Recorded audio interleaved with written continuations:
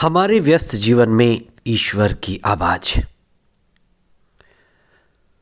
प्रभु स्वयं को प्रकट ना करे, ईश्वर अपने आप को प्रकट ना करे तो मनुष्य के लिए उसको जान पाना, समझ पाना कठिन है। लेकिन ईश्वर स्वयं को संसार पर लोगों के बीच में प्रकट करता है। और ये सप्ताह प्रभु प्रकाशना का सप्ताह है। और आज तक हमने नबियों को, महादूत गाब्रिएल को, चरवाहों को, राजाओं को ईसा के बारे में कहते सुना था। संत यूहन्ना बपतिस्ता ने साक्ष्य दिया था। आज ईसा स्वयं अपने बारे में साक्ष्य देते हैं और इस साक्ष्य को हम कहते हैं स्वतः प्रमाण।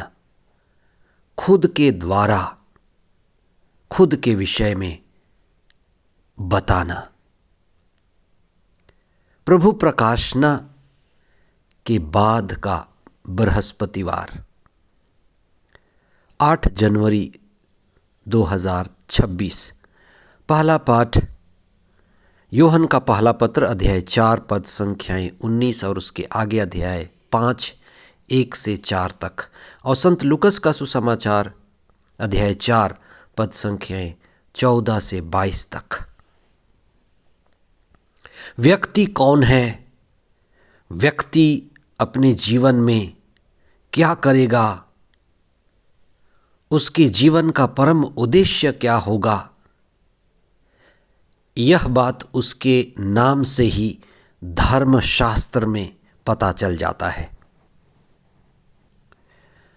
ये सप्ताह प्रभु प्रकाशना का सप्ताह है और इस सप्ताह हम किस तरह से प्रभु संसार में प्रकट होते हैं उसके बारे में सुन रहे हैं। आज आप विशेष चिंतन करें उसके नाम पर।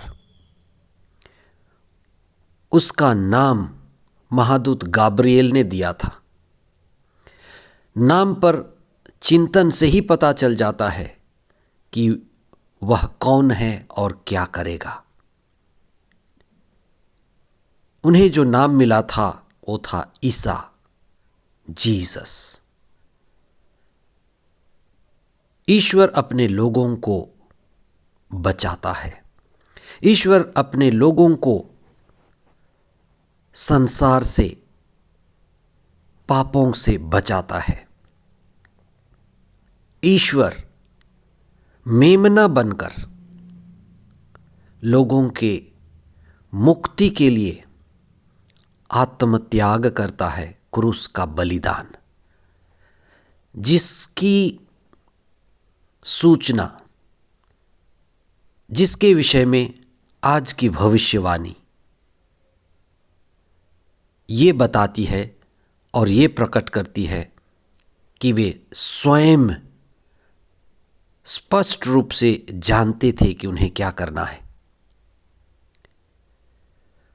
प्रभु ईसा जैसे उनका स्वभाव था, प्रार्थना करने का स्वभाव, आदत, वे मंदिर में आकर के धर्मशास्त्र को पढ़ते हैं और आत्मा से पूर्ण होकर अपने जीवन के परम उद्देश्य की घोषणा करते हैं। हम इसे महाघोषणा कह सकते हैं। वे आत्मा से भर गए और उन्होंने कहा कि पिता ने मेरा अभिषेक किया है। वे नबी हैं, वे पुरोहित की तरह हैं और वे जागे हुए हैं, प्रेम से भरे हुए हैं, आत्मा से भरे हुए हैं। इसलिए मनुष्य की असली बुलाहट प्रेम से भरने और आत्मा से भरने के लिए हुआ है। इसलिए आज का पहला पाठ, जिसमें संत यूहन्ना कहते हैं कि जो ईसा से संयुक्त है वह नया जन्म पाया है। वे प्रेम की बातें कर रहे थे। संत पौलुस रोमियों को लिखते हुए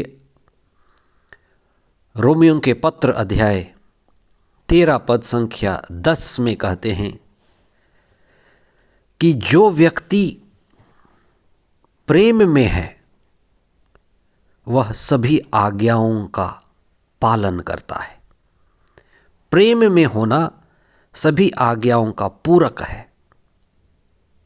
इसलिए प्रभु ईसा का ये कहना कि पिता ने मेरा अभिषेक किया है और मुझे राज्य दिया है जिससे मैं उसके राज्य की घोषणा करूं। धरती पर ईश्वर के राज्य की घोषणा, और ये उन सभी के लिए है जो दीन दुखी हैं, अज्ञानी हैं। उनको ईश्वर का प्रकाश,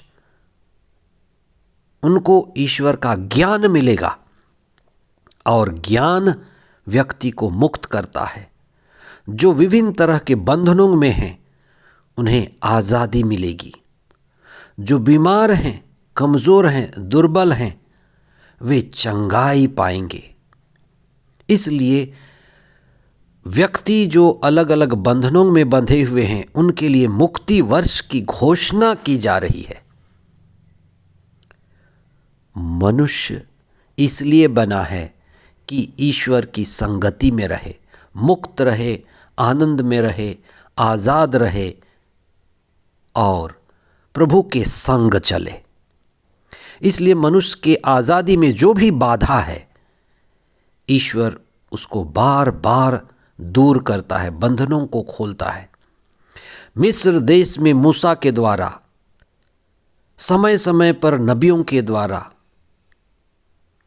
न्यायकर्ताओं के द्वारा, अपने शिष्यों के द्वारा और आज भी अलग अलग रूप में ईश्वर मनुष्य को आज़ाद करता रहा है, प्रेम से भरता है और आत्मा द्वारा संचालित करता है।